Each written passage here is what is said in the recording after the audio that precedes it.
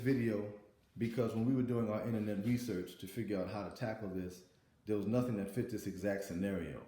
So what we have here is a sheet metal table, and I'm not sure what type of metal it is, but it's a sheet metal table that was painted over. And so we decided to refinish it and strip the paint. And I used this product to strip the paint. You could use whatever you like. And with some steel wool and some elbow grease, and it came out looking like this.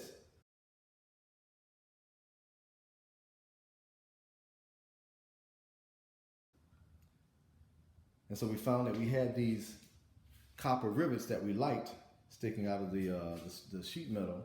And so we decided to preserve those. So whenever we do the final finish, I put masking tape over them to keep those from being affected by what the finish was going to be. So then we decided to put this patina on it. So we used this product. And you could use whatever you like, of course. All of them work basically the same. They're all copper sulfate based. And we put the patina on it. And we learned a lesson the first time that we did it. That the first time, it's going to come out looking dusty and gray.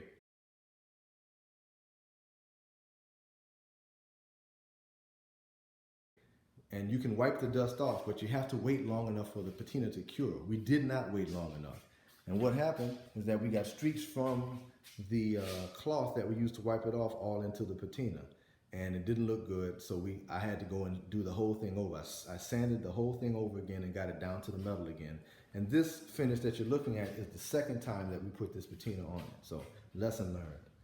Then we decided we wanted to get a shine in it. You see how it has a nice glare to it, a nice shine to it, and get the color to deepen.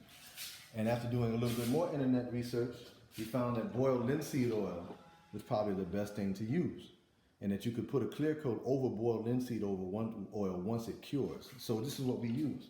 Now you have to be careful with how you dispose of the rags that you use to apply boiled linseed oil. We have ours in a bucket of water over there, so because they can ignite and catch fire if they're balled up and left out. So, but this is the result. And it has a really nice deep color to it. We like the way that the gold, the copper rivets pop out.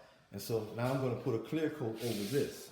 And after doing a little more research, we decided to use this, which is ProtectaClear. So I'm going to put a couple of coats of ProtectaClear on top of this boiled linseed oil treatment on top of the patina. So here it is after the first coat of ProtectaClear. And it's still drying. I just have the doors closed to the garage just because it's noisy out there. You can hear it in the background. But I'm going to open them up and let it all dry and come back with another coat. ProtectaClear goes on very easy. I did it with a brush and it came on very easy. It levels itself. So, hopefully it keeps this kind of shine, the wet shine, when it dries, we'll see. But here it is, the first coat of ProtectaClear on the sheet metal table over the patina treated with linseed oil.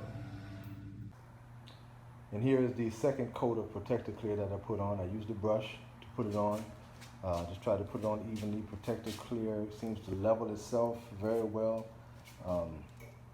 It's working out really nicely. The first coat looked really nice when it went on. It took about 3 hours to dry, but again, I'm in Houston and it's a little humid here in the summer, so it may have taken a little longer. So I would expect by about 2 or 3 hours this will be dry, but we're going to leave it out here until tomorrow morning, and it'll definitely be dry by then. So here it is, looking very nice. We'll see what happens in the morning with the finished product.